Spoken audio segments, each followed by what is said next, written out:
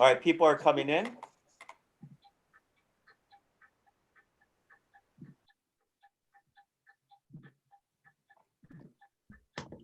And YouTube is live, and I am now recording it on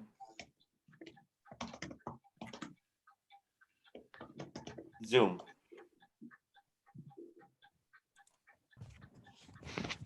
Welcome to the open forum we've called an equitable, inclusive, and environmentally sound circular economy. We have here today the Senior Vice President and Provost of Worcester Polytechnic Institute, Wole Soboyejo, to say a few words to launch our conversation. So we're going to go over first to Wole. Prior to his arrival at WPI, Dr. Soboyejo is— Sarah? Yeah? I think we're letting people in still right now. Oh, okay. Sorry, Okay. I thought you wanted to go. Yeah, Right. we did. I was hoping. Again. That's good. Yes. We're recorded. It's okay. All right. Let's see. Wole here, first of all. Hi, Wole. Yes, Wole is here. Okay, right. very good. I'm still admitting people right now. It's taking there's people We have a still lot of coming in. people to admit. No, I just say admit all as they come in, and they're joining as we go along. Yep. And we are live on YouTube right now. Let me see what the YouTube site looks like.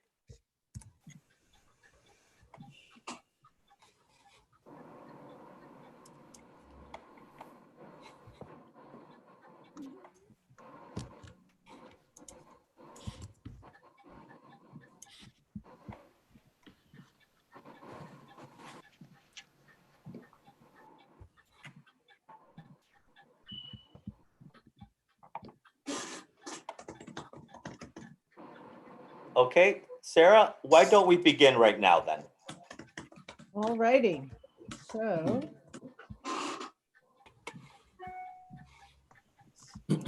let's go back to the welcome slide. Welcome to this open forum that we've called an equitable, inclusive, and environmentally sound circular economy. Next slide. Sarah, why don't we begin right now then? We have here with us today the Senior Vice President and Provost of Worcester Polytechnic Institute, Wole Soboyejo, to say a few words to launch our conversation.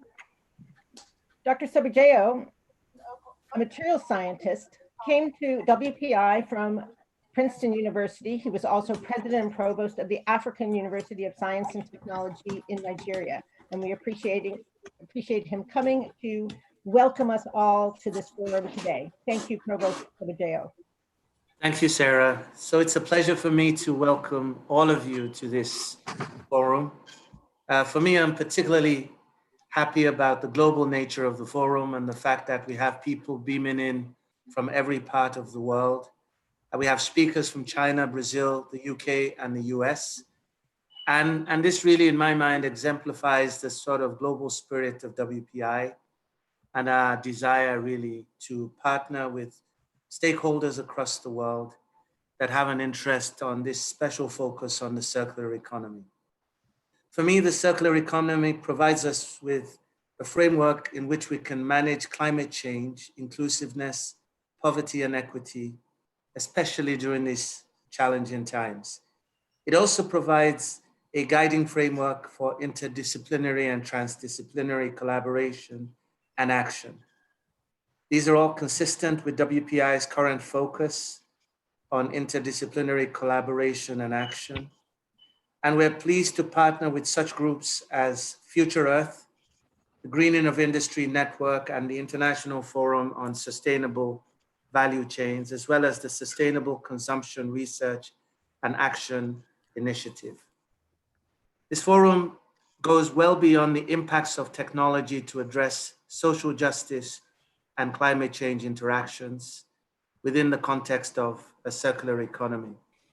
And beyond this, especially at these challenging times, with the advent of COVID-19, it actually forces us to really look at which path we take as we confront the need for policy and action at a time when resources are limited and perhaps commitments might waver.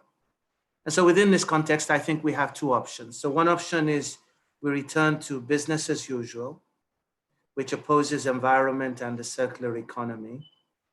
Or we might adopt an approach which has been adopted by Chancellor Merkel and President Macron, who have chosen to move forward with climate action and an economic system that actually derives a new type of synergy by embracing many of the ideals that are explored here. So for me, the second option is clearly the one that we prefer here at WPI, where we try to really find ways of integrating our efforts into a new global framework for a circular economy that tries to derive new kinds of synergy in the post-COVID era.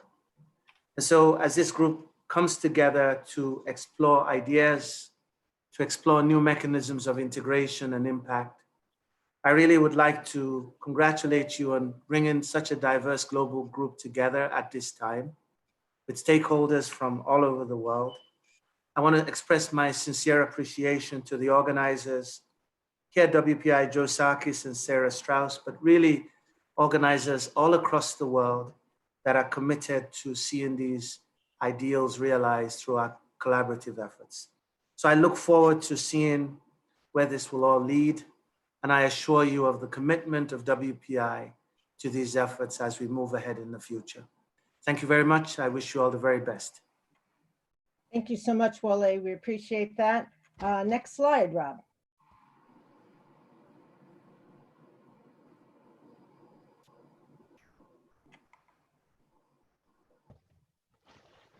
Rob, next slide.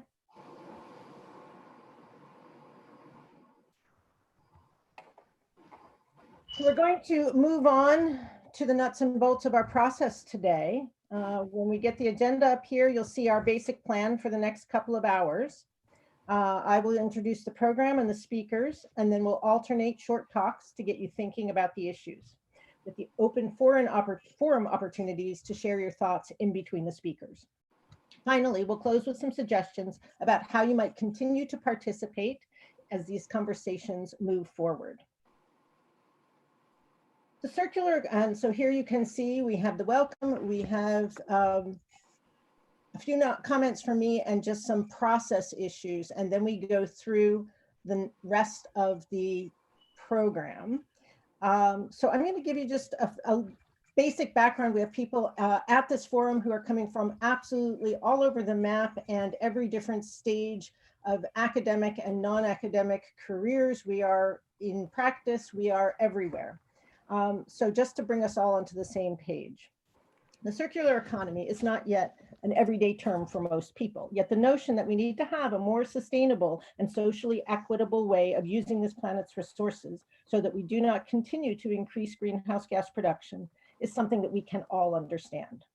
While there are many definitions of circular economy, most begin with the desire to develop a model that integrates the 4 R's, reduce, reuse, recycle, recover, into an economic system that makes the Sustainable Development Goals a priority. The need to make these changes to our 21st century lifeways could not be more pressing. We must transform our economic and social ecological systems to be environmentally sustainable and socially just, while remaining economically sound. Such actions will help us to become more resilient in the face of disruption from the current COVID-19 pandemic, as well as helping us to respond more effectively to the challenges of present and future climate-related emergencies.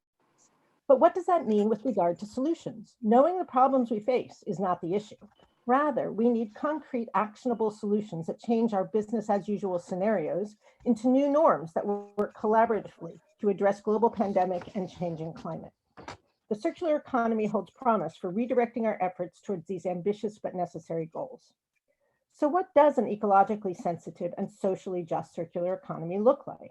This is the overall question we are here to discuss today. We greatly appreciate the time you are committing to joining us for what we hope will be an interesting and informative session that considers what supply chain management and consumer engagement could be like after the virus.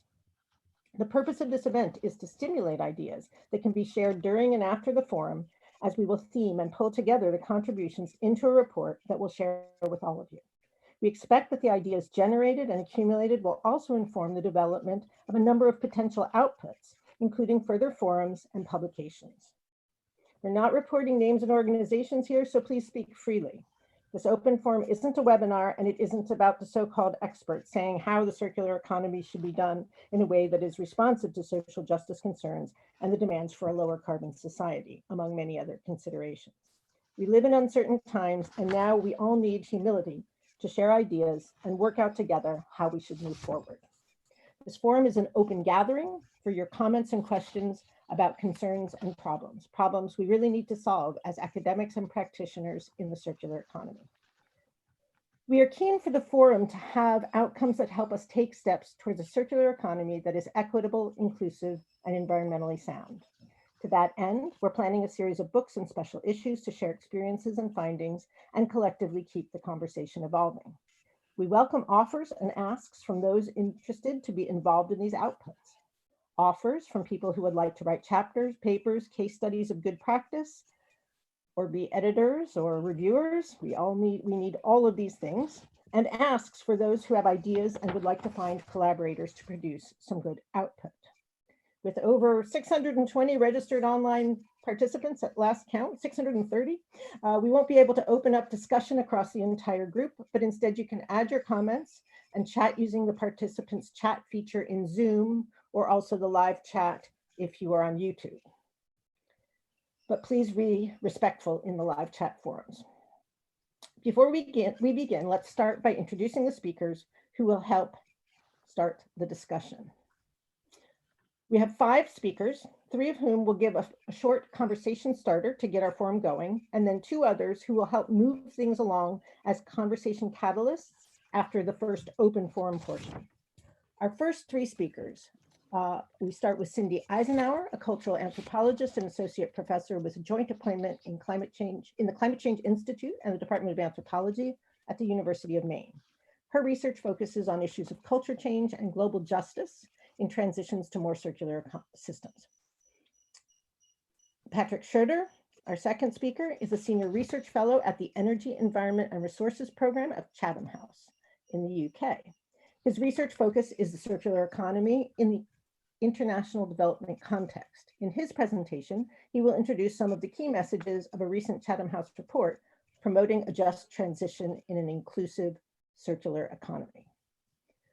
Yung Gong is Dean and Distinguished Professor in the School of Environmental Science and Engineering, as well as Associate Dean of the China Institute of Urban Governance at Shanghai Jiaotong University.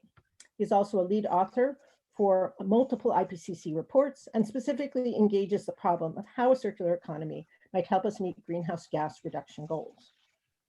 Finally, after the first forum, we will continue with 2 speakers, Aldo Omedo, who is professor and the lead of the Research Center for Circular Economy at the University of Sao Paulo in Brazil, and a member of the Ellen MacArthur Foundation Academic Network.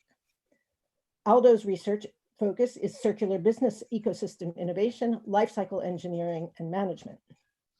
And our final speaker will be Wesleyan Ashton, an associate professor at the Illinois Institute of Technology, Stewart School of Business. Her research is in industrial ecology and the circular economy, with a focus on sustainability in small businesses and urban food systems. And I should introduce myself. I'm Sarah Straus. I'm a professor of anthropology from Worcester Polytechnic Institute. My own work focuses on the intersection of health and environment, specifically in areas related to climate change impacts and the energy transition. And I'll be trying my hardest to moderate this event over the next couple of hours. Next slide, please. So let's spend a couple of minutes on housekeeping and how the forum will work. So first, a reminder that this forum will be, and in fact is already being recorded. Your registration indicated your consent to be included in the recording. Before we start with our speakers, may I ask you to please keep your mobile phones and microphones on mute until we call on you to contribute. If you know you're going to speak, please stay with us as the running order is dynamic and you could be called on at any time during the forum. Second, this version of Zoom is set up as a massive online meeting, which doesn't allow for a smooth Q&A session with coding of questions, etc. So for the discussion portion of the forum, we're going to use a free website called onlinequestions.org. And we are posting that link in the chat box now. You go to onlinequestions.org and you enter the event number 13331 in the audience member box and click enter. Okay, so we have that up on the slide.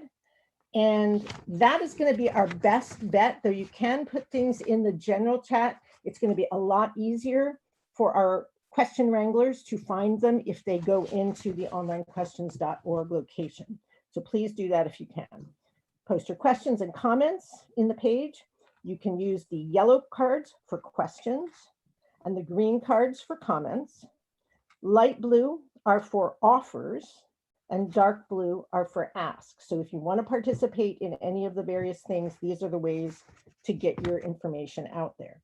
Please write your name somewhere in the question or comment field, and I mean your full name, if you want to speak. That way we can call on you. We're allowing about 45 seconds for each speaker, so please be concise.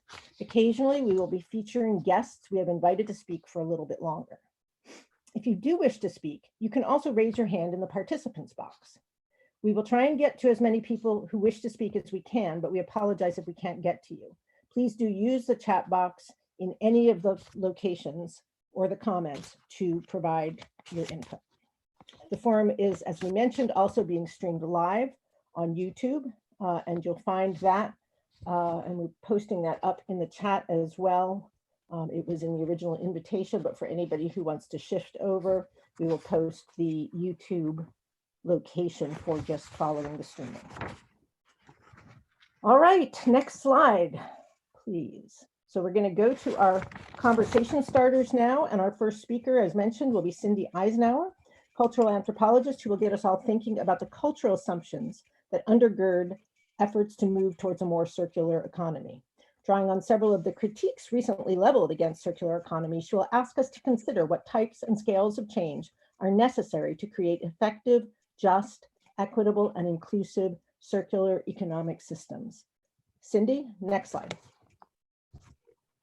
Good morning, everyone. So nice to see so many of you here. And I want to just take a quick moment to thank the organizers for this really great opportunity to think about CE in the context of both COVID and climate change.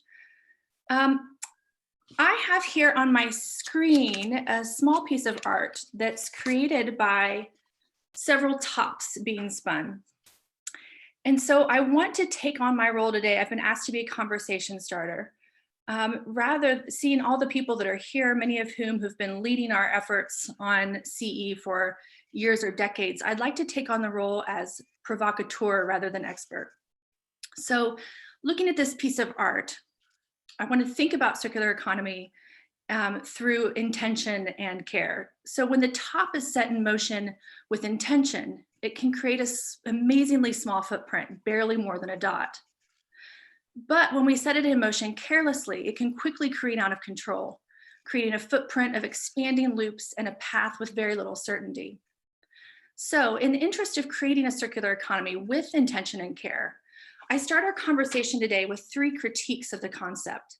But let me be clear, my intention is not to deconstruct, but rather to contribute to the creation of a more equitable, inclusive, and ecologically sound socioeconomic system. Slide 2, please, Rob.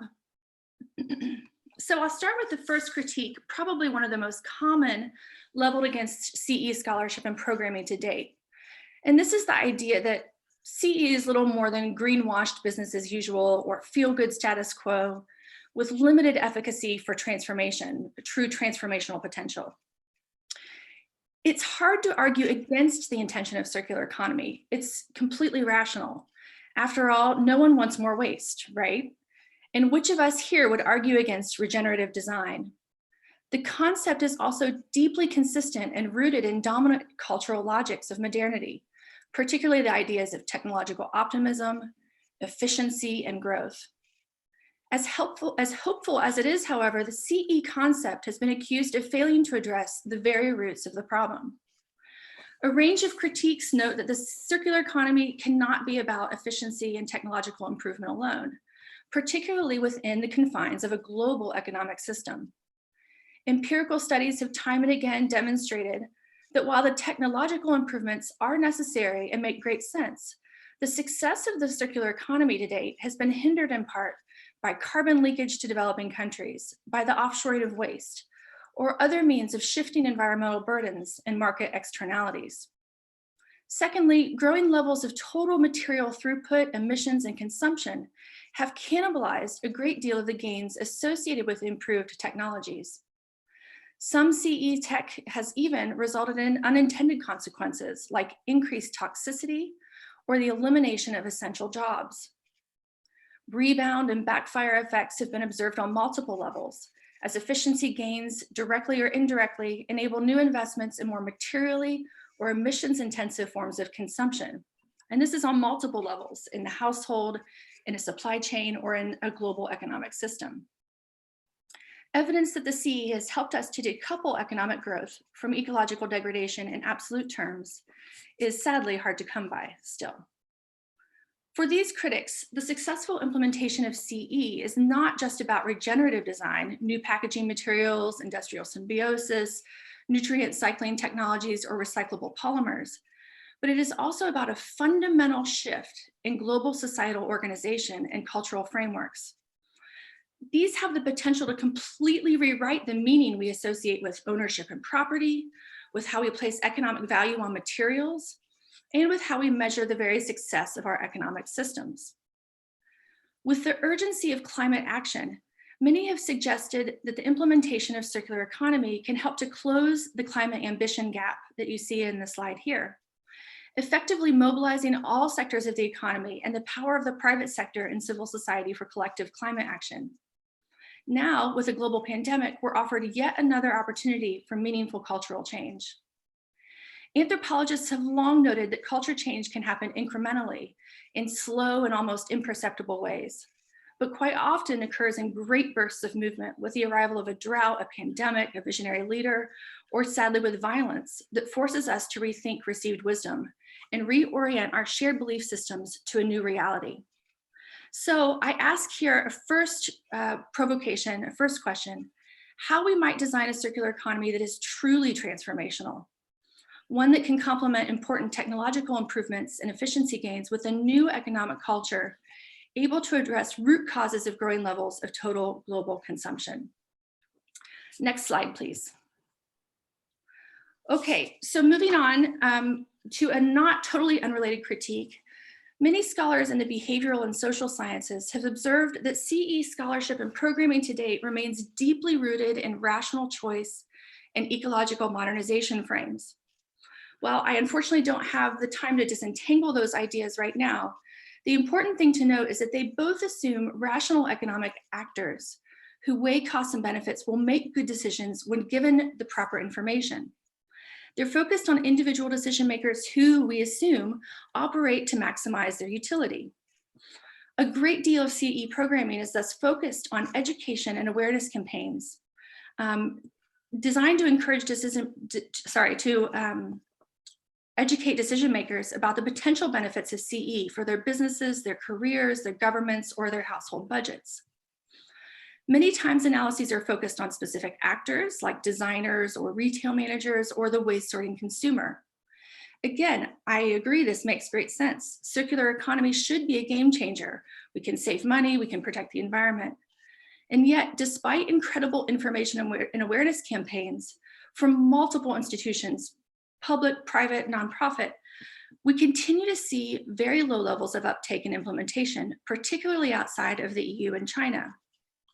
Several meta-analyses of CE scholarly and gray literature have noted how little attention the social and political dimensions of the transition to a circular economy have received. But behavioral and social scientists remind us that despite the ideology of a free market, which is believed to operate according to its own logic, and of rational actors who will make good decisions based on the right information voluntarily, all economic acts are fundamentally social. We don't consider costs and benefits in isolation. Consumers don't want to alienate themselves from their peer groups or their neighbors.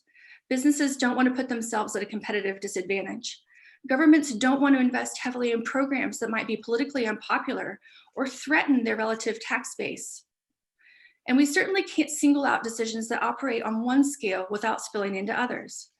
Economic actions are not the isolated decisions of individuals, but rather are highly social and oftentimes are not choices at all when structural constraints limit our choices. These critiques thus emphasize the necessity of coordinated approaches and collective action that is not aimed at individual decision makers, but at social actors, so as to build trust, the possibility for collaboration, and collective rules to prohibit free riding. Some have even suggested that with intentionality, circular economy strategies might also help to improve social capital, trust, and resilience. So I pose a second question. How do we implement a CE that recognizes the sociality of the economy and can improve resilience through coordination? Next slide, please. Finally, and I realize my time is short, a growing and particularly damaging critique of the circular economy is that it represents a new commodity frontier with the coming end of cheap nature. From this perspective, social acts of sharing or collaboration, the informal act of salvaging or repairing discarded goods, all become new opportunities for commodification and making money. Now, again, that certainly makes sense. It's really hard to rationalize a circular economy without economic incentive. But based on all too many thoroughly documented cases in sustainability programming, critics caution that when designed by affluent or elite segments of society alone, sustainability programming can often capture resources for those segments of society that are already most fortunate, leading to the economic exclusion of those whose efforts to reduce waste have long gone unnoticed or undercompensated. Patrick will be picking up on this theme of inclusive and just transitions in just a moment, but first let me ask a third question based on this critique. How might we broaden participation in the CE, as well as its conceptualization and operationalization, to ensure equity and justice within a global economic system? That's it for me. Thank you for your time, and I very much look forward to the discussion.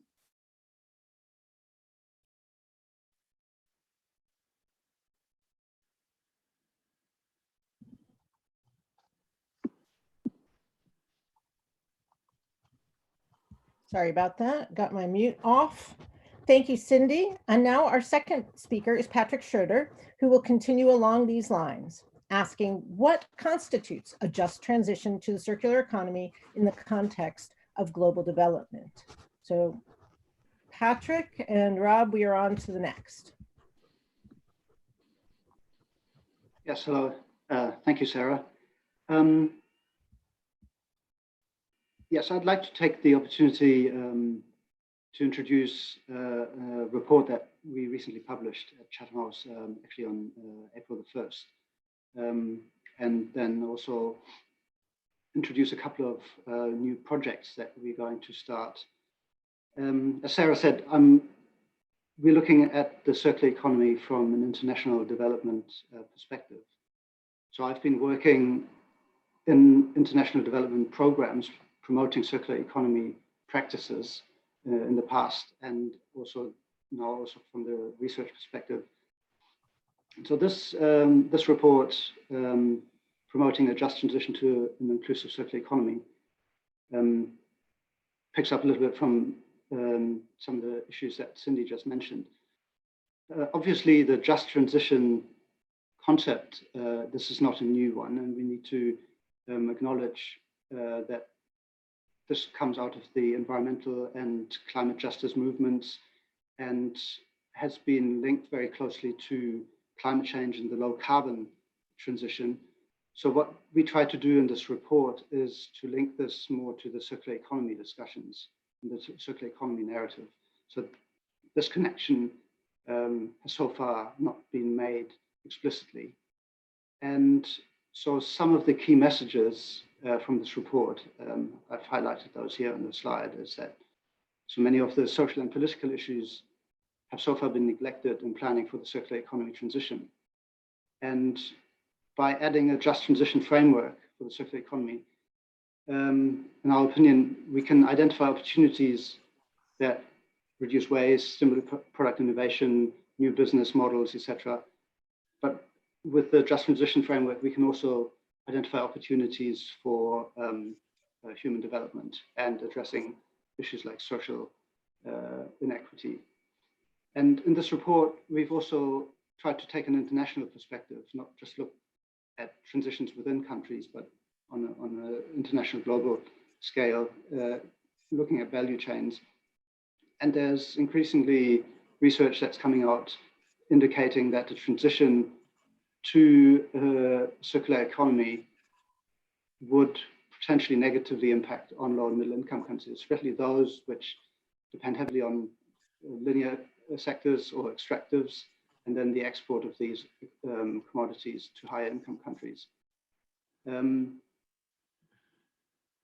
So in this report, we also try to make a case that really, if we want to drive an inclusive global transition to a circular economy, we require international cooperation programs and potentially even a global mechanism to mobilize dedicated support and funds for countries which might be negatively impacted. And so this will be critical for a successful implementation across global value chains. Rob, next slide, please. So this report did not include any issues of COVID-19, of the pandemic that we're currently experiencing. And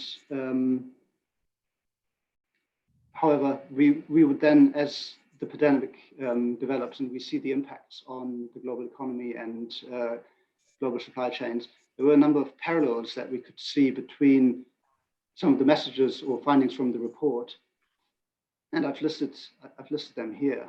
And one of the parallels was that the current crisis has become a stark reminder that the circular economy is not only necessary to ensure long-term resource security, but also short-term supplies of important materials. An example here, for example, what happened in the UK, where recycling services collapsed, well, were impacted by the crisis, which has then led to shortages of materials such as cardboard packaging, which is necessary for food and medicine packaging. Another issue that we highlighted in the report was the working conditions of people working in the informal circular economy, especially waste pickers. That's now also an issue in the current crisis.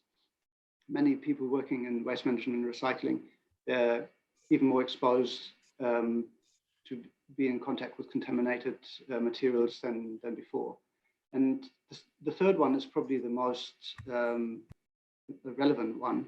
So in the report, we highlighted that several global supply chains would be radically changed as a result of changing demand patterns and circularity through various circular practices, which would take on scale over time, such as urban mining, with the recovery and recycling of metals, reuse and recycling of textile fibers, and localized manufacturing, 3D printing, etc. So now, with the crisis, and we've seen actually this has already now happened, that these supply chains have been disrupted. And now the question is really, how will the circular economy and this localization or regionalization of supply chains play out over the next few years? The next slide, please. And this links now to a new program that we're involved in. It's an international cooperation program that's funded by the European Commission, and it was supposed to start in early 2020.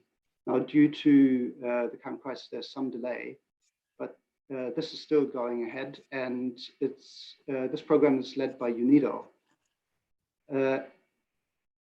The title of this program is Switch to Circular Value Chains, and it's another project or another initiative that complements the already existing Switch programs, which have been initiated by the European Union as part of their international development cooperation.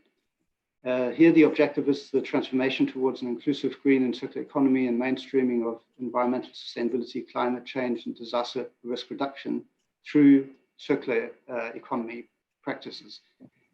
There are a number of anticipated results which I've listed, and the objective is to assist SMEs in selected value chains in African and Asian countries to make shifts towards circularity.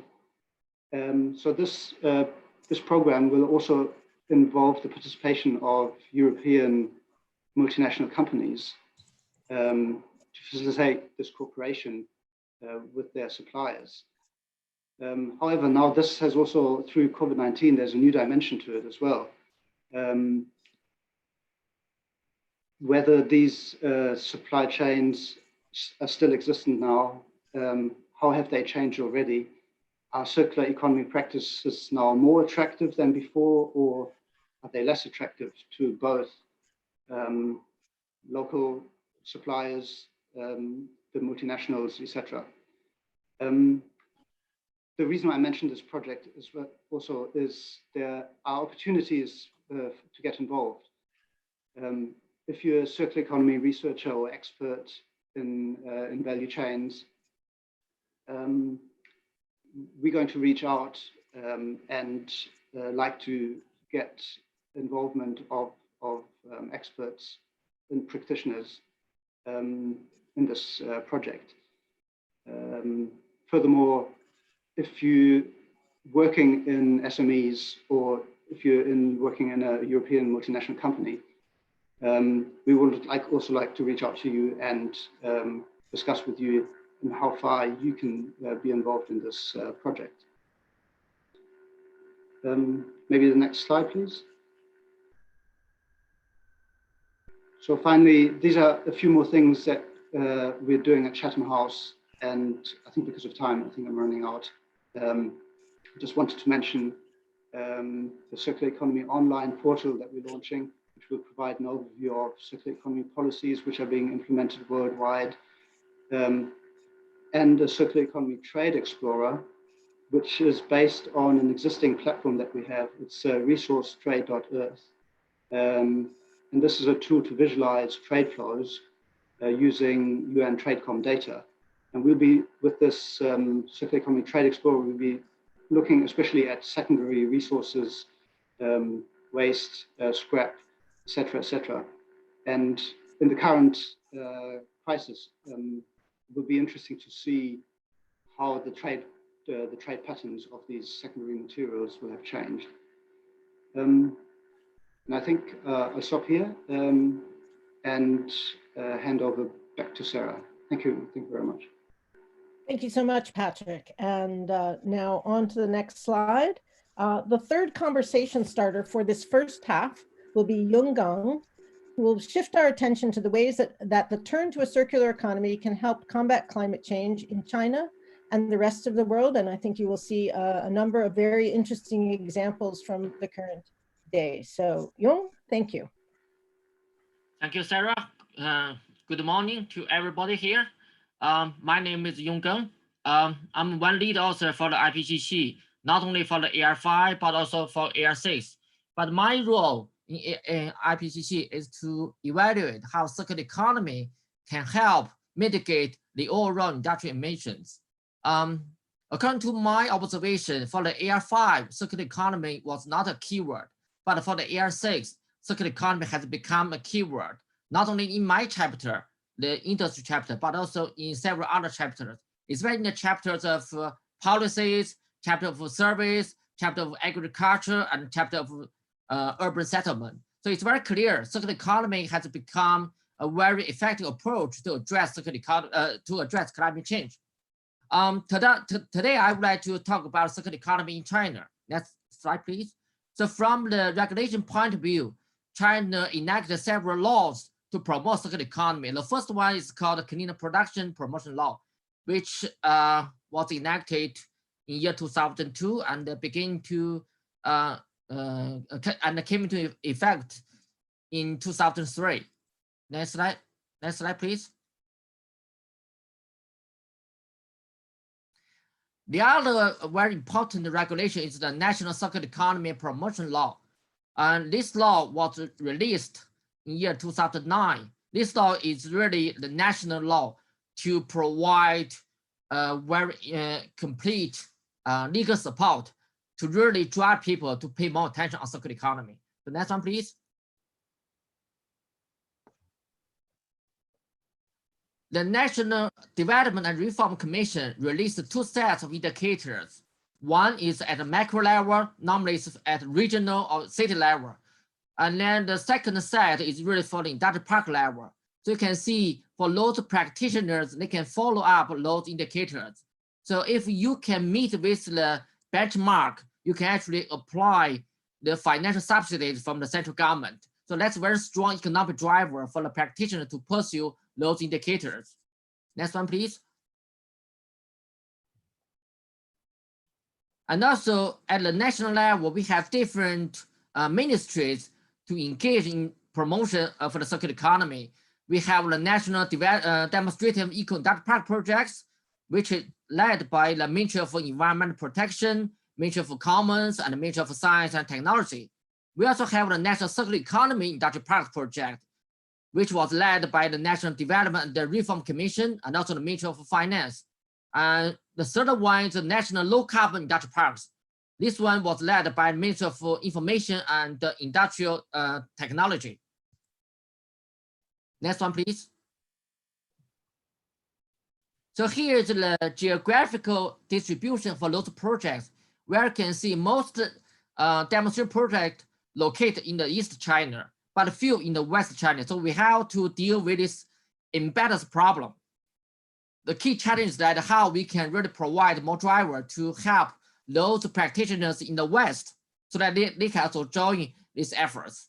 Next one, please. And also at the company level, we have a lot of innovation cases. This is the one in Guangzhou. They actually remanufacture the gears for vehicles. Next one, please. This company recycle the discarded batteries and different e-waste. Next one, please.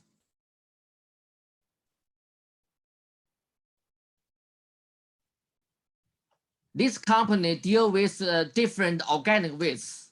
Next one.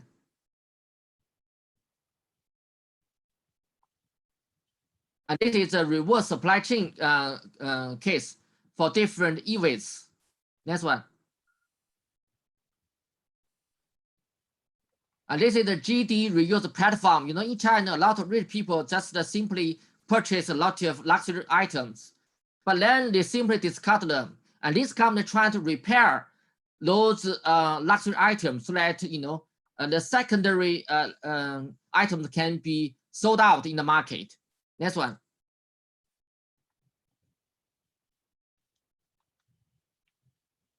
This is the sharing economy.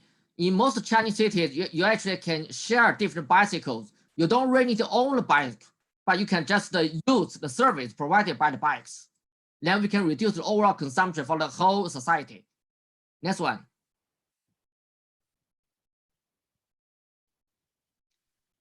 This is a very innovation company. You know, a lot of ladies really want to dress the new clothes, but they only want to dress new clothes for very short term. But this company provides a special service, which means you can pay a fee, monthly fee, like $75. Then you can rent up to 30 individual items, which means you can dress one clothes for 2 weeks, then you can change another one. And this company has the entire technology to make sure those clothes can be, you know, cleaned up and then sent to another customers.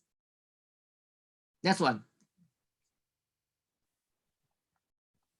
Another one to tell about the local effort. That's the case of Shanghai. Shanghai is the first Chinese city to have the waste separation program in China. So next one.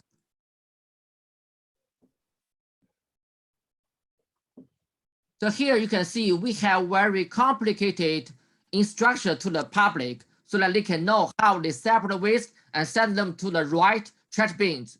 And you know, for some people, they don't really have the knowledge, and we actually use the cartoon to help them. For example, if they when they discard their waste, if they think that the pigs can eat the waste, then those waste should be put in the organic waste trash bin. And then if the pigs cannot eat it, which means you can send them to the dry garbage trash bin. But if the pig eat it and die, then those waste should be categorized as the toxic or hazardous waste. And then if you sell those waste and you can get money to buy the pigs, that means that's a recyclable waste. So those cartoons can really help the general public to understand how to better separate the different waste at home. And next one. Next one, please. But in order to support this waste separation program, we also need appropriate urban plan. So here, that's the case for the Shanghai. We have very sophisticated urban plan to identify where you should put the waste collection center, where you should set up the waste recycling facilities. It's really based upon the population intensity and also the transportation routes, because from the government point of view, they want to minimize the overall costs. Okay, I think I'm running out of time. Thank you very much for your attention. Thank you so much, Jung. Next slide, please, Rob. So we are going now to the open forum part, the first open forum part of today's session. We have already seen a wonderful array of comments as part of the registration process, and now in online questions and the comments in the chats, we're seeing a whole lot of additional action. So if you can, please post your comments in the online questions webpage. We're going to identify people with comments or questions, so please listen for your name to be called. In the interest of time, please provide short 45-second comments. We'll try and include as many commentators as possible, but there is more than one way to participate. So please, we encourage you to do that. Next slide. So we're going to begin this open forum section by hearing from Hunter Lovins, who can start us off with a comment about the value of a circular economy of the soil in achieving resilience and justice. And Rob, we can go to Hunter now. Over to you. Hunter, if you're Howdy, y'all. Wonderful. Yep, I am with you. Howdy, y'all. I was honored to write a piece for the Ellen MacArthur Foundation some while back on the circular economy of the soil. The concept of circularity turns out to be a universal principle in the work of John Fullerton, and I will put Fullerton's paper in the chat box.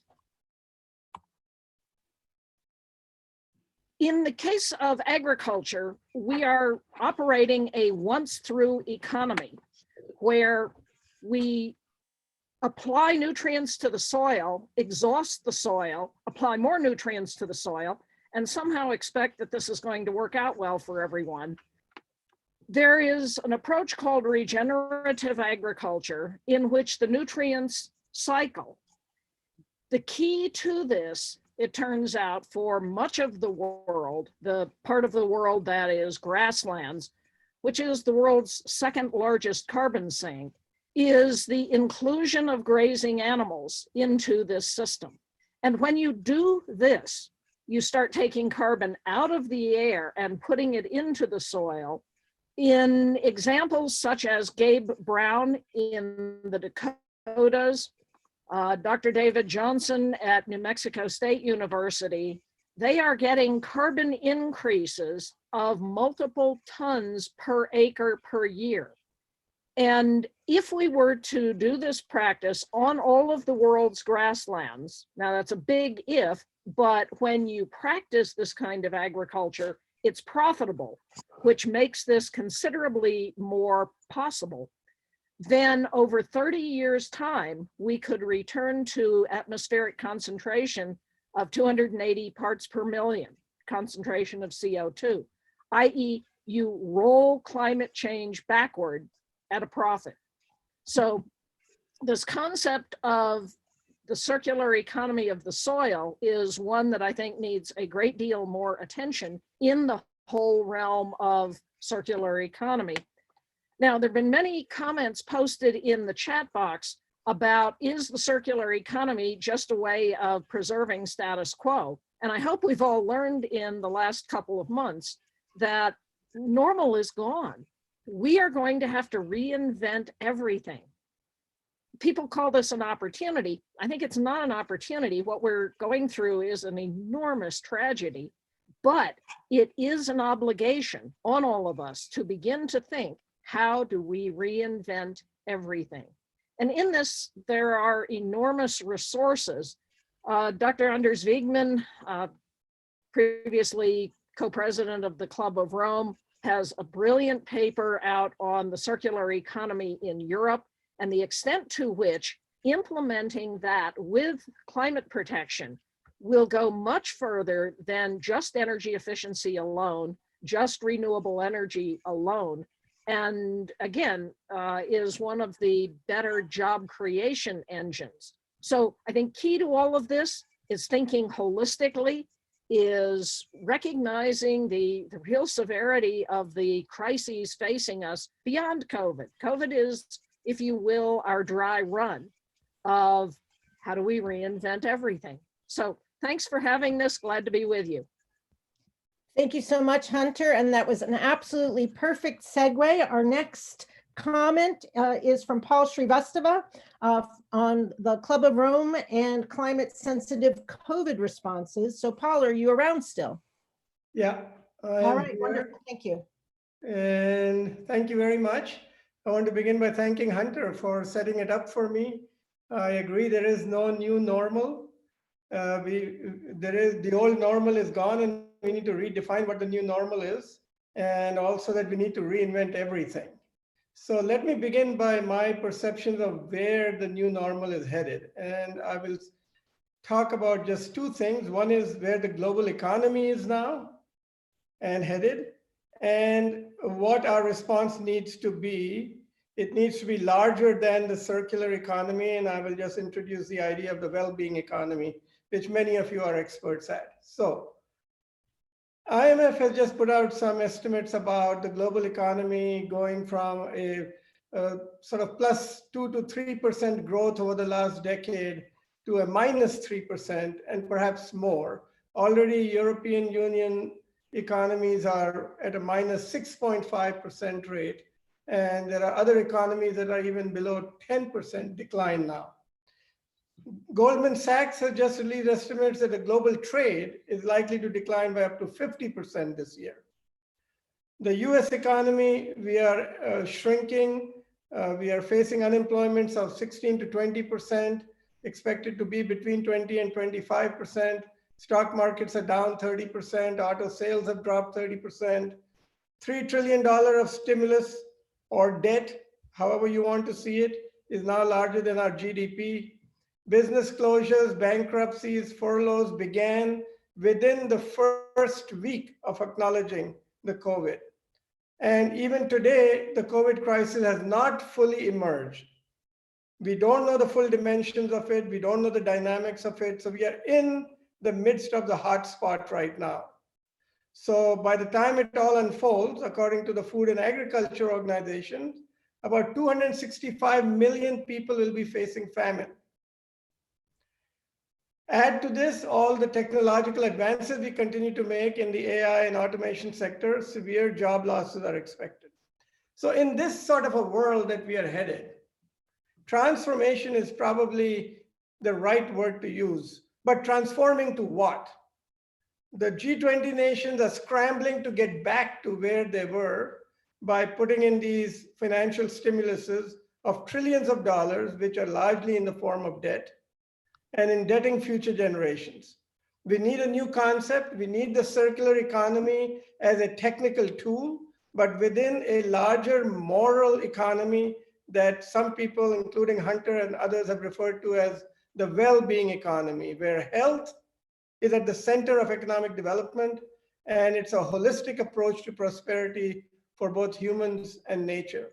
And if the circular economy continues to operate in its technocratic sphere that the first speaker had mentioned as her critique number one, I'm afraid it's not going to be a very useful context in the world that we are going to have to live in. So I hope in these conversations today, you all can incorporate the ethical and moral dimensions of circularity, and also realize that the global economy itself is now deeply suspect. We are moving to the brittleness of global supply chains and of the global economy are obvious to everybody. So we need to be thinking more local circularity rather than global circularity. I'm afraid I have to leave at 9 o'clock to jump into another meeting, but I wish I was able to stay a little longer. I will put some questions and hopefully during the next, at the end of it, check back on the conversation. Thank you for the opportunity. Thank you so much, Paul. We really appreciate those comments. And now let's hear from Olga Memdovich, who would like to raise a comment about frontier technologies of the new industrial revolution and interlinkages with the circular economy. Olga, are you here? Yes, I'm here. Thank you Nice so to much meet you. for inviting me. It was a really honor to be with you today and to listen all this so far. A lot of very important issues, questions set on the table. Maybe we will not be able to address them, but it's excellent brainstorming and shedding a light from different perspectives. So I have learned a lot in the sense of where we should go. Yeah, where we should go from that point of time now that we are witnessing a kind of economy of silence, closure of, let's say, factories, the trade is subsumed now almost to the minimum and so forth. But going back to the issue of what is the importance of science, technology, innovation and new technologies to address this critical issue that were put on the table just right now. If you look at the history of industrial revolutions from the first to the third industrial revolution, it was based on the principle of using everything from the nature, material resources and carbon energy to create products for our own consumption. So on the account of non-sustainable production and consumption patterns.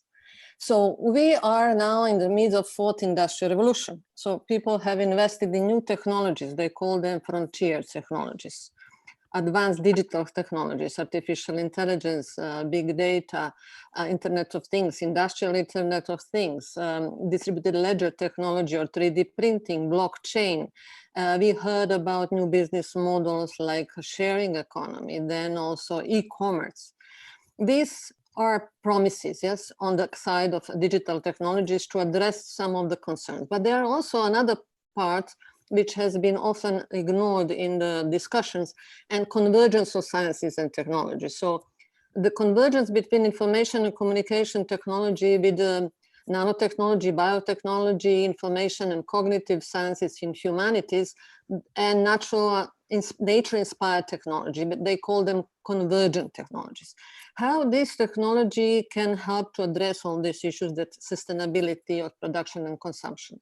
Because going through this evolution of industrial revolutions, the crucial question is whether we can maintain our standard of living based on reusing or using the waste created from the first, second, and third industrial revolution, or we should think of something else. And this something else is crucial in the sense that technology should help us to completely revise our business model, not to just to reuse, recycle, which is necessary, but also to create products that are in harmony with the nature. So when you create and design these products, they should be based on material sustainability, energy sustainability, using renewable sources of energy. And there are promises on that level. So who will fund this? This is very important, because now that we are facing these issues of constraints, budgetary constraints, maybe there will not be sufficient resources to fund continuation of this research. But there are a lot of, let's say, leaders in these areas that are even going at the level of reforming educational system and building, let's say, technology and science technology parks, educational centers that are dealing with the convergent technologies, educating students to use this convergence of sciences to address climate change, to address material efficiencies and circular economy. What is very important is to connect the two. Circular economy approaches and this new technology development, in the sense that new technologies should not create rebound effect. If they create rebound effect and we have more energy consumption and more precious materials consumption to create digital technologies, then we are not leading anywhere. So it is necessary for society to monitor advancements of new technologies using circular economy approaches. So this is where I would advise all the governments to think about monitoring and measuring tools on advancements in advanced digital technologies and convergent technologies and how they can benefit society. The next question that issue that was posed today, a very relevant one, was also what about the future in the sense of where we are leading in terms of global value chain, globalization of industries, globalization of trade, and going back to our local economies.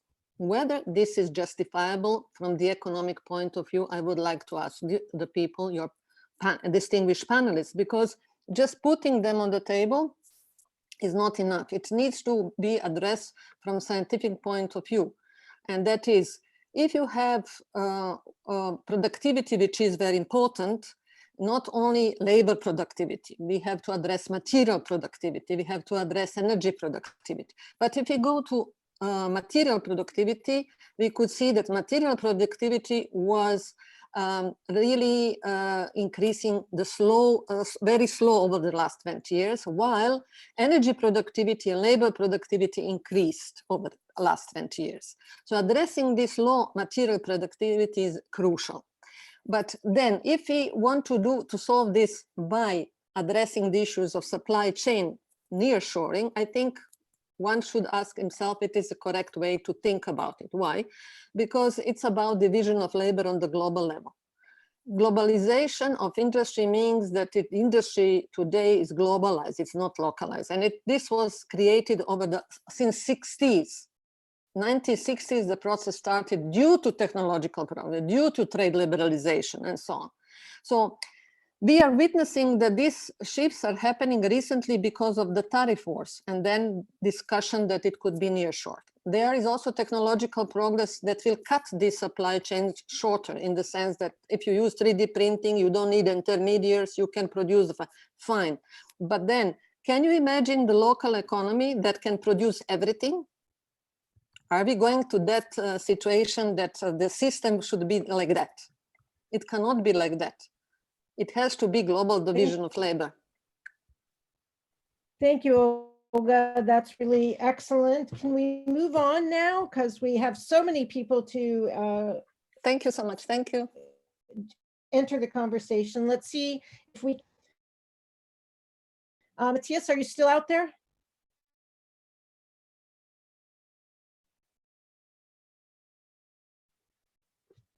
Matthias, we'll give it a try. Tim Forsland. Tim Forsland. I'd be happy to say a few words. Can you hear me okay? I can.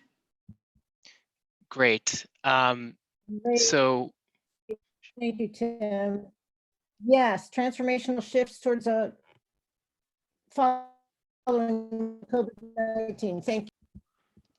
right. I think I can't quite hear what you said there, but I will go ahead and I'll keep this short. I'm Tim Forsland. I'm calling you from the Sitra in Helsinki, the Future House of Finland, and I'm writing a short piece on what COVID is doing to the circular economy. So what is the before and what is the after? And I'd be real interested in hearing your reaction to this. Shortly, I think there are a few trends that are happening, and the focus has thus far been very little on reinventing the circular economy, but mostly covering trends that were rather evident and largely in place before COVID, like shorter, more technology intensive and data driven supply chains, more services and cloud solutions, and somewhat of a mixed bag when it comes to sharing models as well as jobs in the long term. In other words, opposite to the shock of COVID, it would seem that we're mostly looking at incremental changes and also rather little on what COVID would actually mean for resource extraction and planetary boundaries more broadly in the long term, beyond just the immediate rebound that we're seeing, for instance, in the use of single-use plastics that may or may not be short-term. So we might be seeing more of an emphasis on for instance, hands-on practical applications for both businesses and governments, more of a focus in the discussion towards resilience and especially from the business perspective on risk mitigation. But beyond that, I'm interested in two questions that I have that I'd like to pose. Are we missing any transformational shifts right here happening in COVID that are happening right in front of our eyes? And are there any specific areas in the circular economy that we should direct further studies of? Thank you. Thank you so much, Tim. Maury Cohen, is Maury around? Maury has indicated interest in commenting on the relationship between the circular economy and other big ideas like the Green New Deal. And if he's still online, Maury, could you join us to say a few words? And again, we'd like to keep these to 45 seconds if possible. No Maury. Looks Okay. like my headphones aren't working. Can you hear me now? Here's Maury. Awesome. Yep, gotcha. All right, sorry about that. Thank I've been you. having some difficult issues with my headphones lately. So I'm going to be very brief here and sort of keep my comments, as I understand it, to about 45 seconds. I'm going to pick up primarily off of the presentation that Cindy gave, which I thought was brilliant. To sort of observe here that the circular economy, if it's going to gain any traction in ways that go beyond just academic talk and engagement by a few policymakers sitting in places like Brussels, it's going to be essential to develop a politics of the circular economy. And there will be, like all processes of transformational change, winners and losers at all levels of geographic scale, from the individual to the nation state. As a practical matter, it's likely going to be necessary to embed the circular economy in thinking about the Green Deal, the Green New Deal, which are the primary political vehicles for taking these ideas forward. Part of building up the circular economy means parallel and simultaneously decommissioning industrial elements that likely have a limited role or perhaps no role to play in a CE future. This process is sometimes referred to as ex-novation. It's kind of the antithesis of innovation. In many areas or in some communities, this isn't going to be popular, but it's going to be an essential component of any movement toward a circular economy. The conception is, generally speaking, that non-circular economy industries will fade away and drop out of sight. Yet we're currently seeing a rush, at least in some countries, to prop up these activities. We have experience in the decommissioning of outmoded and technologically or economically obsolescent industries, typically by paying off older workers through their retirements, creating training programs for younger workers. This seems to me to be a dimension of the circular economy that we need to consider. Just one other point is that strikes me as on the verge of irresponsible to push forward on the circular economy just in terms of material flows that we've been hearing quite a bit about over the past half an hour or so. We're likely going to be looking at widespread shifts in working hours, domestic management, what sometimes is referred to as the care economy, gender relations, and a whole range of other sociological, cultural, socio-demographic factors as we begin to pull ourselves up off our knees. So I would just submit that, as Cindy was very eloquently and evocatively indicating, that the circular economy and those who are involved in its sort of pioneer thinking need to anchor their work and their advocacy in a broader social scientific framework than I think we've heard so far. So thank you, Sarah. I'll stop there. Thank you so much. And that absolutely is a really important thing. We're happy to have a diverse range of different folks participating in this, and anthropology is definitely a voice that we haven't heard from as much. Now I'd like to see if Alejandro Gallego Schmidt is around. He had a comment on the online questions about gaps in the circular economy indicators, especially from developing countries. Hi, Great. everybody. You hear me well? I'm really happy to be invited to talk. It's a great forum. A lot of people regarding Well, I will try to stick to the 45 seconds, but being an academic, that's quite complicated. I think nobody is doing the 45 seconds, but I will try my best. Regarding circular economy indicators, I think that is really important because, I mean, at the end, what you are not able to measure does not exist. And we are at the risk that many companies or government are saying that they are doing circularity or circular, economy approaches, but we are not able to measure it. And at the end, we can end with something similar to greenwashing, in the sense of kind of circular economy washing. So that's the reason that I think it's really important to have reliable and smart indicators. There are many already there, but I think we have to do an effort to try to synthesize and to come across with a list of circular economy indicators that are able to cover most of the aspects of circular economy, that are easy to implement, that we have data to implement them. And regarding developing countries, I think particularly there are a lot of circular economy indicators, but there are certain parts of the circular economy that are not well covered, and that particularly affect developing countries. And I'm talking about circular economy indicators regarding agriculture and social aspects that are not so well covered. And I think that we have to do an effort as well to try to develop these indicators, which are going to be really important for developing countries. And we have to be aware that this, in order to work, have to be a global thing. So we have to get developing countries involved. Thank you very much. Thank you so much, Alejandro. And now Marisol da Silva has been working on the circular economy from the household end, user experiences. Her comments about plastic use and about gender have been upvoted on online questions. Marisol, are you around? Can you share some of those ideas with us, please? Hi, can you hear me? Yes, absolutely. Thank you. Hi, thanks for having me today. Yes, well, my concerns are more about the everyday practices of the circular economy and the micro politics of the home. So I suppose I have questions around which link into what Cindy and Maury actually just spoke about who is doing the labor of the circular economy. We've seen with COVID-19 that a lot of women around the world have found themselves, having to work from home with children, and it's sort of highlighted in a new way the kind of issues that can happen with gender difference within the home. So I suppose that's one of my questions.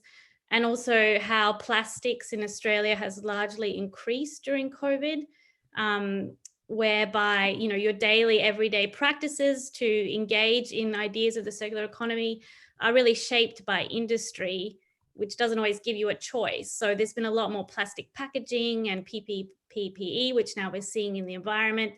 So I suppose, if we're all part of this economy, we're all part of this circle, how do we engage industry, which affects us all, with those daily practices as well? And in terms of the division of labor or hidden labors, how the kind of lives of the other who produce the products which we consume, which end up in our household, how those lives are sort of hidden as well in that whole process. So yeah, which is interesting how someone mentioned that some developing countries rely on the linear sort of waste production systems.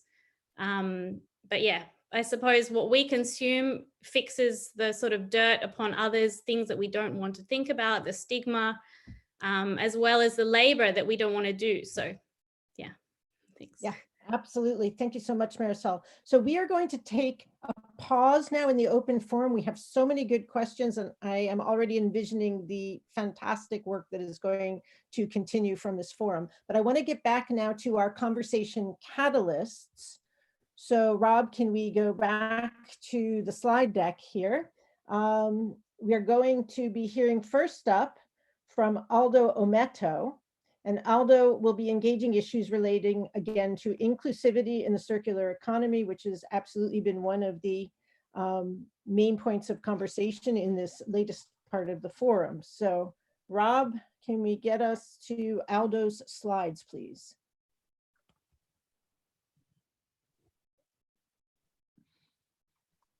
Hopefully we can get there.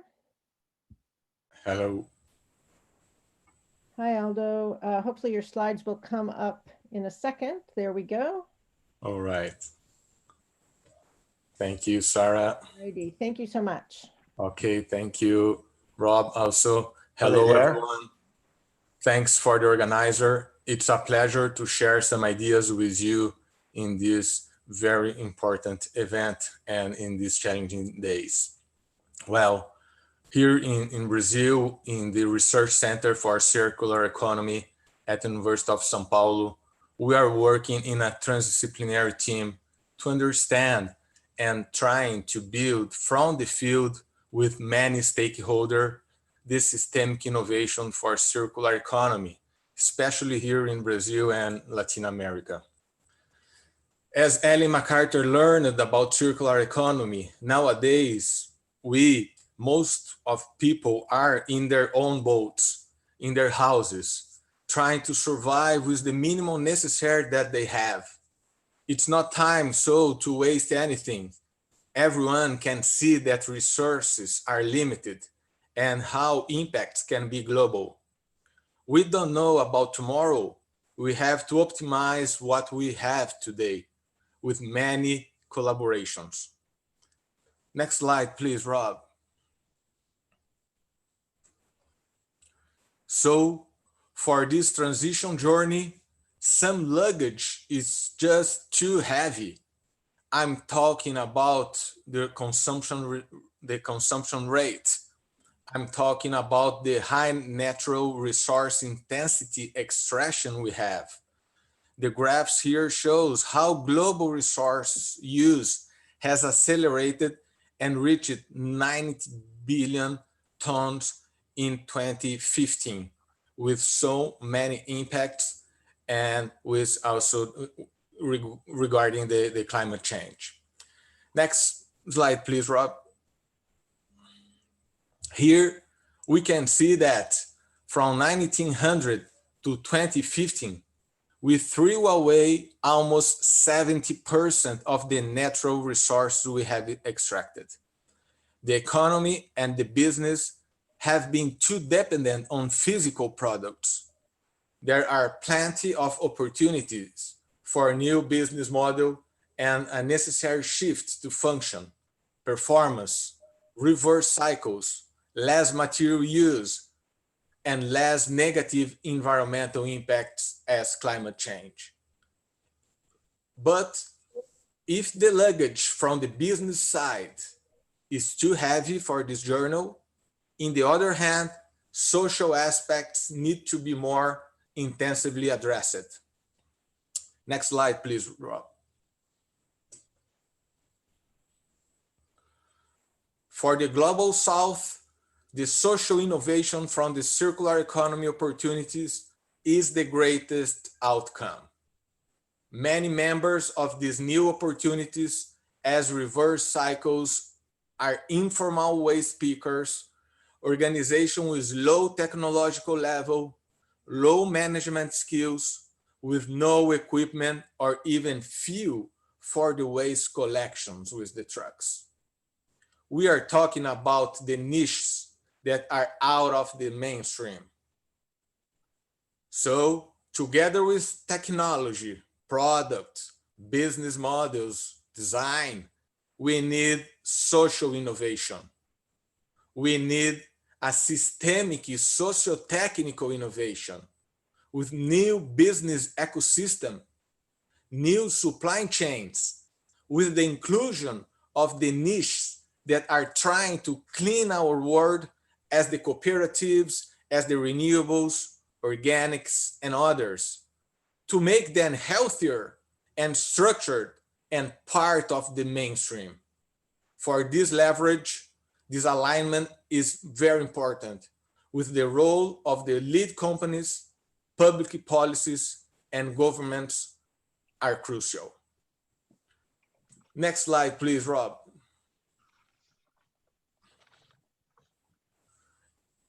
In Latin America, some private-public cooperation among companies, local governments, and waste pickers, COPs, are being created. especially in the plastic sector. We have this focus on plastic, but more investment are needed. In the textile sector, we support a large retail company in a research project to build a reverse supply chain from waste to new clothes, improving business ecosystem by creating and sharing values with new stakeholders, many of them from the niche is not altruism. We are realize that this is a strategy to be more effective and resilient. Next slide, please, Rob. Another example, also here, also indicated in the forum, is about food production with regenerative agriculture. We have and are spreading and trying to spreading this integrated crop livestock forest system. With this system, we have more diversity, with higher resilience, with better soil quality, higher production, better resource conservation, intensive nutrient cycling, less use of external resources, and also climate change mitigation. So with this project, we example the potential and need of circular economy in this systemic approach with the social innovation together with the all technical innovation. This is very needed and highlighted in these challenging periods are becoming even more important and necessary. Next and last slide, please, Rob.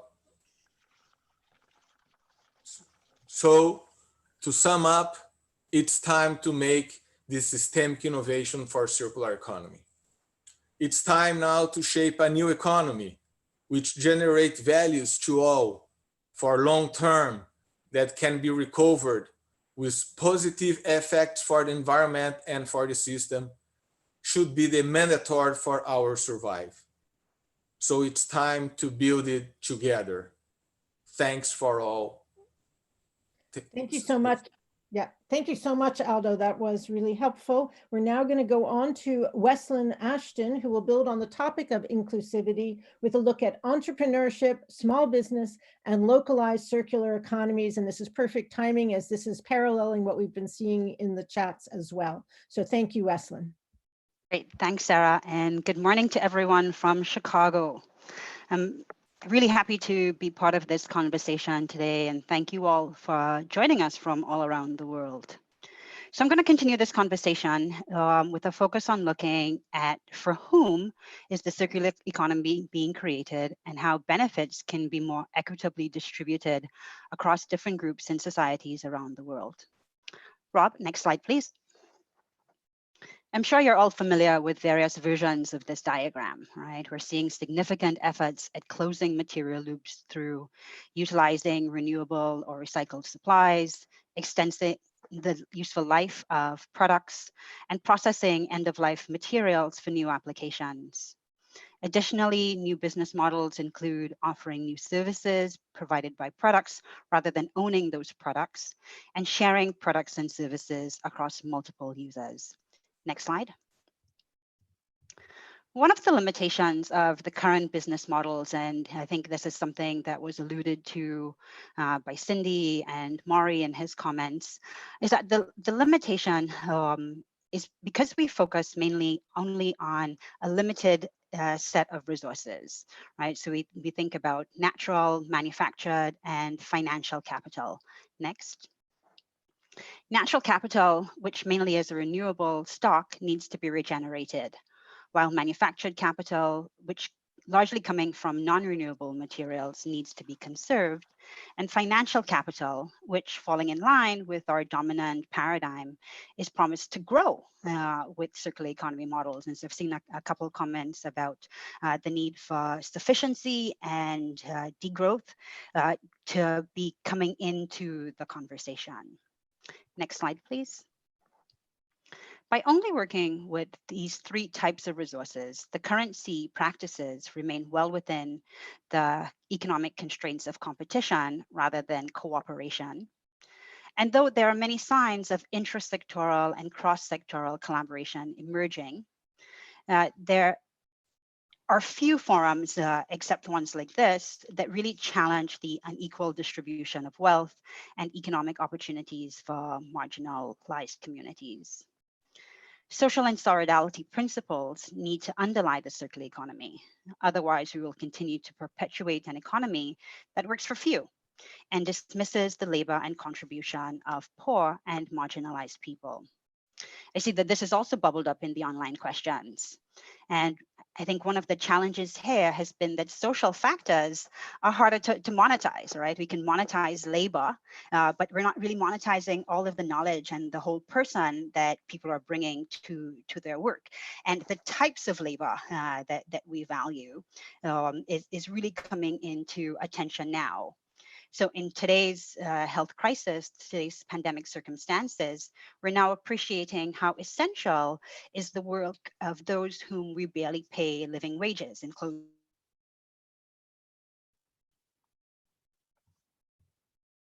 who are working in the informal economy. Of course, we might think about the planet's biophysical limits that should serve as boundaries for economic activities and global value chains. And the circular economy can certainly lead to reducing our carbon emissions. So I think this framing, including a social foundation and a planetary upper limit, aligns well with Kay Raworth's concept of donut economics and Alexander Lemille's circular human sphere. And so I think we're now seeing more and more concepts that are really trying to make this bridge between the biophysical and the social. Next slide, please. So in my own group's work, we've started using broader conceptions of capital or resources that are capable of creating other resources to understand the value that's brought by diverse actors into circular economy practices and how circular economy practices can in turn add to the stock of these different capitals beyond just the materials. So in addition to natural, manufactured, and financial capital, we include human capital, which focuses on the skills and knowledge that individuals bring, social capital, the strength of their personal and professional networks, political capital, the spread of power and decision-making within and across organizations, and cultural capital, people's values, and sociocultural heritage. We also include digital capital, as the data and the information communication technology infrastructure that's needed to operate in the modern economy. And by incorporating these 8 types of capital, we begin to understand how different people's values and relationships may influence the development of circular economy business models that better serve the needs of communities, combining material conservation, ecological regeneration, and human upliftment. Next slide, please. I'd just like to add a couple examples of how this research has been co-developing alongside practice in the city of Chicago. So for the past few years, we've been working with a remarkable community of small businesses that is co-located in a facility called The Plant, which is a great model of a local circular economy. It's a former meat packaging factory that has been converted into an industrial ecosystem where waste from one company are reused by others and occupants work together and share their learnings. But by applying our 8 capitals framework, we found that there is a lot of activities within the facility and the surrounding community, which is primarily lower income and Mexican American.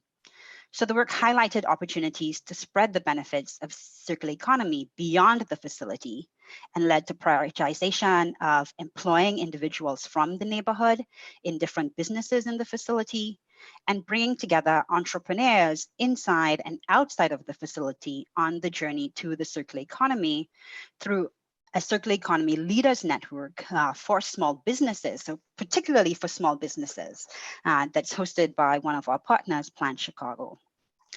And through this work, we see the need to build soft infrastructures, human capacity, and knowledge action networks, in addition to hard infrastructures for creating circular economies, so that we can empower entrepreneurs and individuals from across the socioeconomic spectrum to become active participants and beneficiaries in the circular economy. Next slide. So thank you all for your attention, and I hope this has sparked some questions and considerations for our discussion. Over to you, Sarah. Thank you so much, Wesleyan and Aldo. Those were excellent contributions and really tying in with what we've been seeing in the parallel conversation. So a reminder, this is how you can contribute. And also, if you are called on, please keep it to 45 seconds.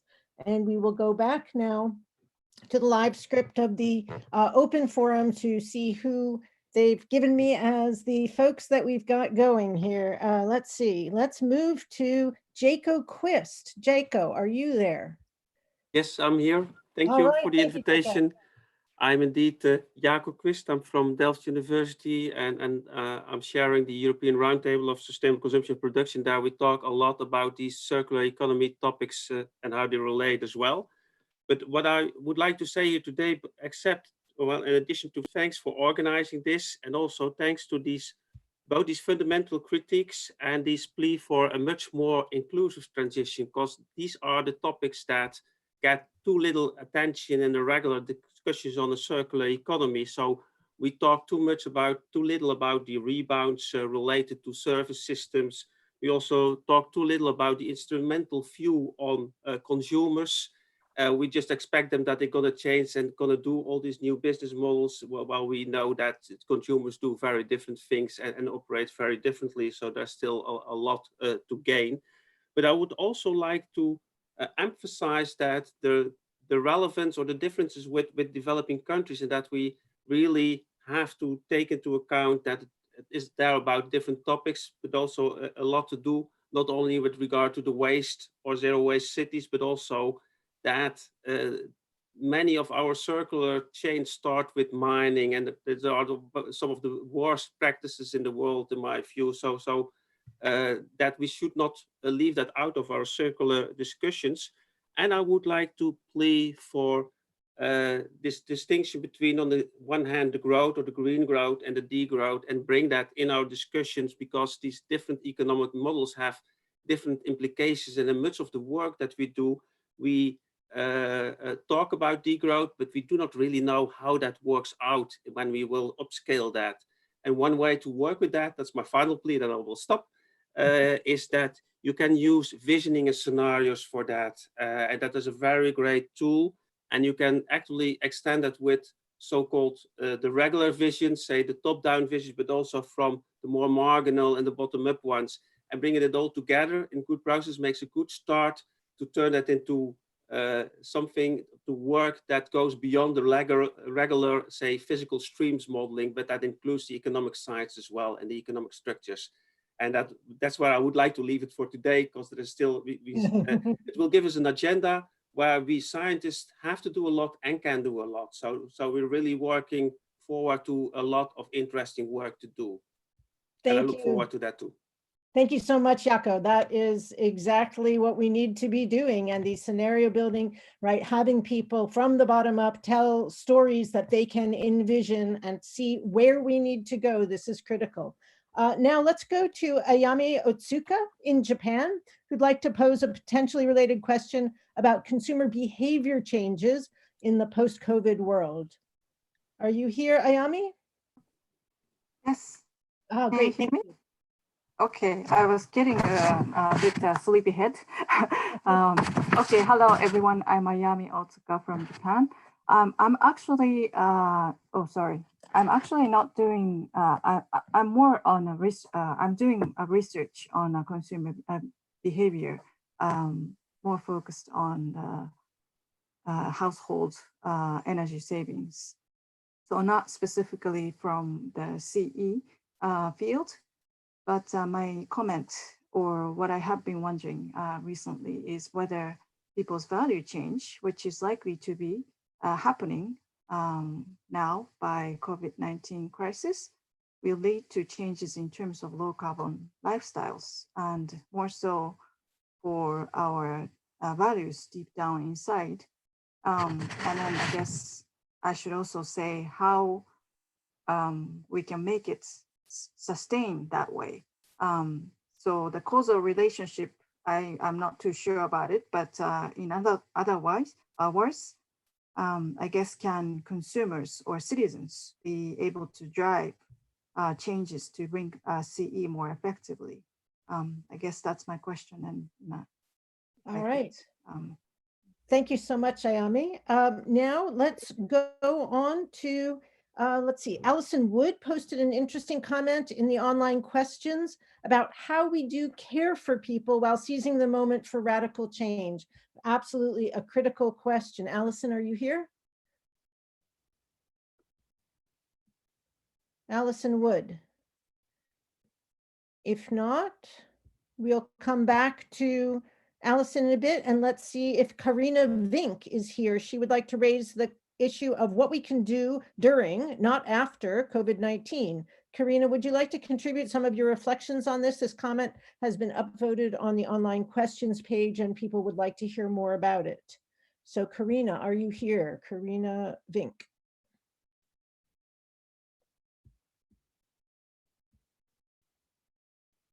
Either Karina. No, Karina is not here. Okay, no, Karina. Let's see, moving along, we have Hugo Maurer is interested in possible connections between digital transformations and green transitions. Hugo, are you here? Yes, thank you so much wonderful. for Thank having you. me. I hope everybody can hear me well. I'm a research associate with the NGO ECOS in Brazil, and would like to thank the organizing committee and especially Professor Aldo Ometo for the invitation. Well, my comment is a reaction to many readings and public speeches I've been hearing from our leaders who are having great hopes in merging the digital revolution and the energy transition as a solution to mitigate most of our problem. But this hope could be considered many ways as the tree that hides the forest, right? Because we usually forget that in terms of energy consumption, the cloud, the concept of cloud would be the fifth country, like if it would be a country, it would be the fifth one in the world in terms of electricity consuming. Plus, most of our new solutions for green energy rely on rare earth or rare metals that are really hard to get out and not pure. So in fact, we're shifting from a fossil fuel industry towards a rare metals industry dependency. So there is a huge need to move forward in direction towards more eco-conception, reuse materials, and there's not enough lights around it. Plus, there is an immense effort to educate citizens in the use of the right way for our digital technology.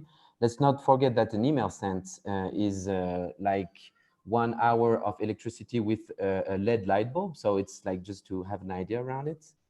And in this matter, do we really need technologies like the 5G that would push consumers to go for new mobile phones, to consume more energy and would provoke a production of countless sensors and new data?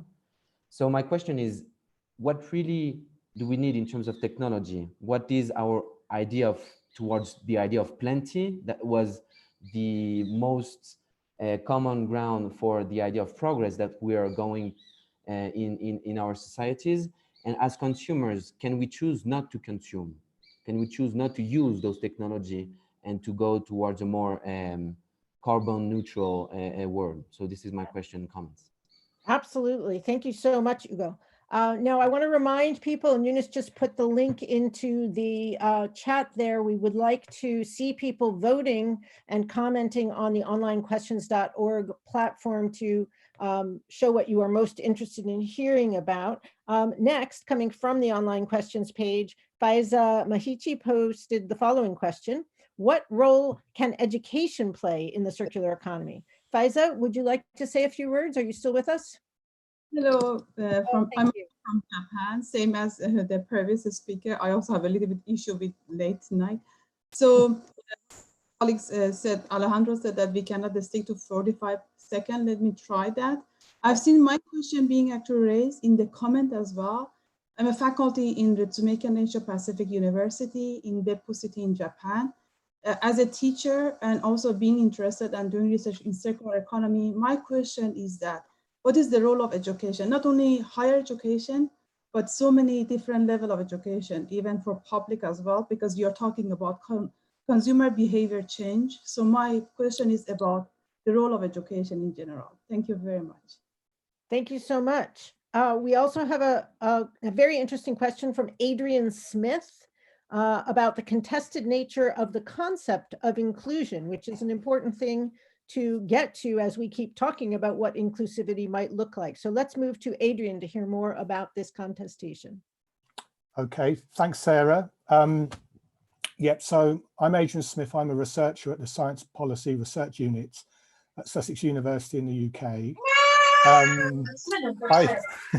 I raised, that's a good answer to the question, I think. I raised my question early on, and it is, how is inclusion variously understood in circular economy debates and beyond, and who gets included in what, how, and by whom? So it was really just an invitation to pause, unpack, and think a little bit what we mean by inclusion. It's been great that some of the presentations and comments are doing that. So I'm learning a lot, but you know, we think of inclusion of people as customers sharing in the benefits of circularity, as workers, as citizens, or even grassroots innovators in having a say on technology agendas and so forth.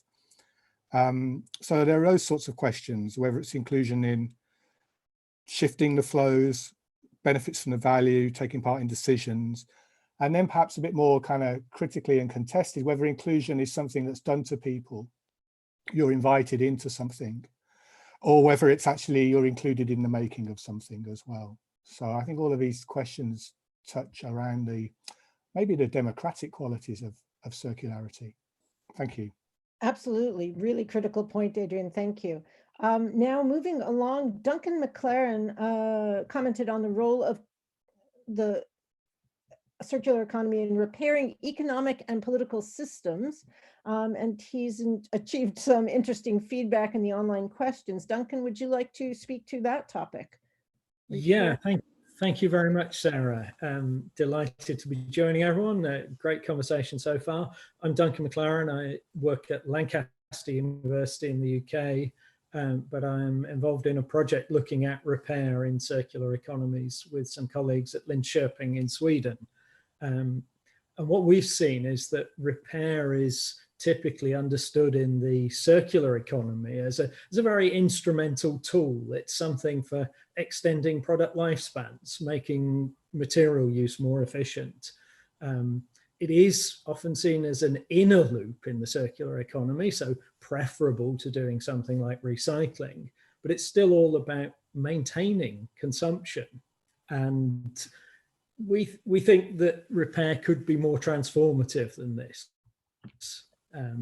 We'd like to expand on that elsewhere in other remediation of illness, restoration of ecosystems, or reduction of historic buildings, where much as a relational thing. I hope you can still hear me. A relational thing laden with values and norms, and that changes the people involved as well as changing the things that they repair. So we're trying to bring those two things into dialogue, and we'd love to hear from others involved in this space as a way of enriching the circular economy, as a way of stimulating this idea of repairing the economy, but reconfiguring it into forms that are inclusive and equitable as well. We're currently recruiting interviewees, and we'd love to hear from anyone who'd like to talk to us on our project. We're trying to get the richest cultural and disciplinary diversity we can. So please do get in touch. Wonderful. Thank you so much, Duncan. Let's see, is Patricia DeMarch here? She has posted a question about global economy efficiency at the expense of resilience. Is Patricia available to say a few words about this concept? Yes, can you hear me? Yep. Okay, I was concerned about the failures in our food system that became evident when the COVID-19 interrupts supply chains. And our agriculture system in particular has really focused on mass production in a very efficient way of large single crops from wide areas. And this is happening all over the world. And okay, you can get strawberries in February because of this, but when you have disruptions in these supply chains for whatever reason, it reveals really sad situations where they're spilling milk and plowing under produce at a time when other people are hungry, even locally close by. And I think some of the comments that Hunter Lovins was making about re-examining agriculture, which is about a third of the use of our land, in a way that can not only solve climate by plowing carbon into the ground and increasing the fertility of the soil by adding organic matter instead of chemicals, but also increasing the concept of locally provided and locally specialized foods that are indigenous to those areas. It would increase the biodiversity, it would increase the resilience and the food security, and you could repopulate these vast open spaces of commercial fields with smaller unit farms that are more diverse individually and provide a wider diversity of produce and other things, while also enriching the soil. It's really a critical concept to reconsider our commercial agriculture practices. I won't even get into GMOs. Okay. Absolutely. Thank you so much, Patricia. And just an update from Karina Vink. It turns out that she was on the YouTube only. And here is her comment. So just to bring it back in, I would like to make plans for a during COVID world because a post-COVID world suggests two things. Firstly, that there will be a moment when all of the world is free from COVID. I think COVID will stay among us for many years, mutated before we have protective measures for all. There may never be a post. Secondly, that we should make plans but not execute them yet. I know it's tough to implement everything under lockdown while staying safe. That doesn't mean we should wait and not do anything just yet. There are many parts of plans and policies we can already begin to implement. If we can do something, let's do it now during COVID. And I would say that this is a space for that visioning and that future scenario work that has already been suggested. These are the kinds of things that can happen over Zoom. These conversations can go forward. But now we are already at 10 of 10 in East Coast time, and so the time has gone very quickly. I'd like to thank all of the contributors for their excellent comments and questions, but we're going to, and I apologize for those that we didn't get to, but again, I want to remind you that we are keeping these channels open, that you can continue to contribute, and that if you have other more extensive things to share, there will be opportunities for that as well. So we're going to draw a veil over the open forum now, and we're going to move back to the slide deck. Rob, if you can give us the wrap up slides, we can move on to next steps for everyone. So, yep, next slide.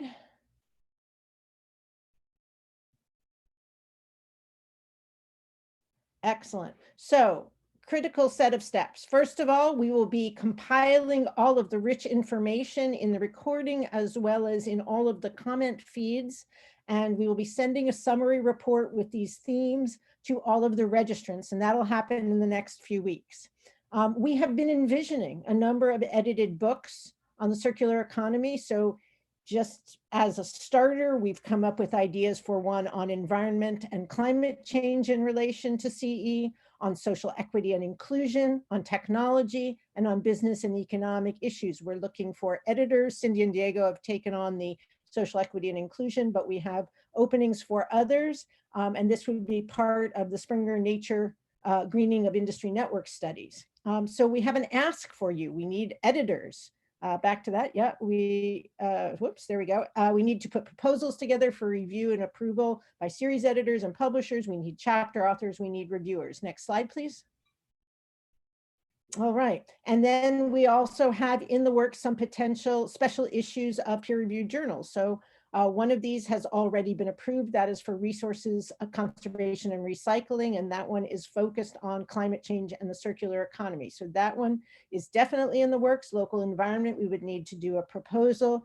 There is an idea to put forward another special issue for a management journal, as yet TBD. So again, we need to have editors, authors, and reviewers. For anyone who is interested in these things, you can put this into the chat. You can put it into the online questions. And next slide.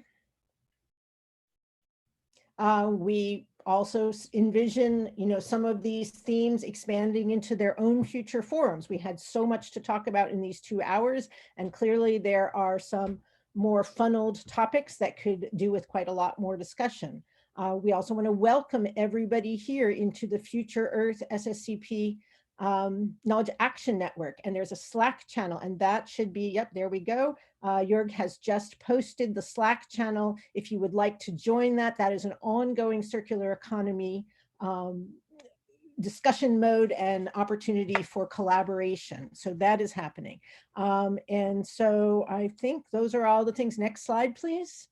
Our main topics. All right. So again, I know people have still many more comments and contributions as well as questions. Please continue to send them. That onlinequestions.org 13331, that's still open, and we will have that monitored, and we will be compiling all of that into the report. Again, the live stream will be available on YouTube. So there is the ability to rewatch if things went by too quickly. And so I want to really bring this to a close now. We are just have a couple of minutes left, but I want to thank first our our 5 speakers, Cindy Eisenhower, Patrick Schroeder, Yungang, Aldo Almeto, and Wesleyan Ashton, as well as our introduction from Wole Sobiyedo. And we would also like to express our gratitude to the rest of the organizers, the behind the scenes participants, Burke Kelly, Paul Duick, Laura Franco Garcia, Jörg Hofstetter, Rob Kruger, Joe Sarkis, Eunice Telio, and Diego Vasquez Brust. And you've seen their names popping up in various places. So thank you so much for taking your time today. This was a fabulous conversation, and there is so much more to do. But in the meantime, stay well, stay safe, and thank you all once again.